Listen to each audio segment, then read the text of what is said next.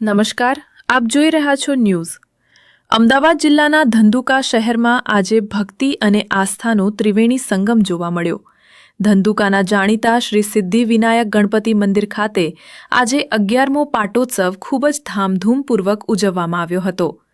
વહેલી સવારથી જ મંદિર પરિસર ગણપતિ બાપ્પા મોરિયાના નાદથી ગુંજી ઉઠ્યું હતું.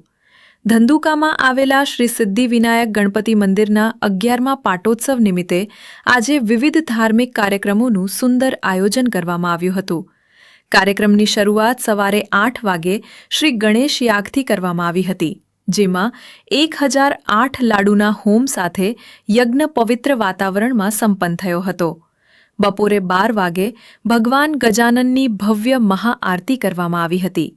આ અવસરે ભગવાનને 56 ભોગનો દિવ્ય અન્નકૂટ પણ ધરાવવામાં આવ્યો હતો, જેના દર્શન કરી ભક્તો ધન્યતા અનુભવી રહ્યા હતા. સાંજે ફરી એકવાર 1008 લાડુનો વિશેષ ભોગ ધરાવી ભક્તિના રંગે રંગાયા હતા. આ સમગ્ર મહોત્સવનું આયોજન ગણેશ ગ્રુપ ધંધુકા અને મંદિર ટ્રસ્ટ દ્વારા કરવામાં આવ્યું હતું. મોટી સંખ્યામાં શ્રદ્ધાળુઓએ ઉમટી પડી મહાપ્રસાદનો લાભ લીધો હતો અને દર્શન કરી આશીર્વાદ મેળવ્યા હતા. Reporter C.K. બારડ,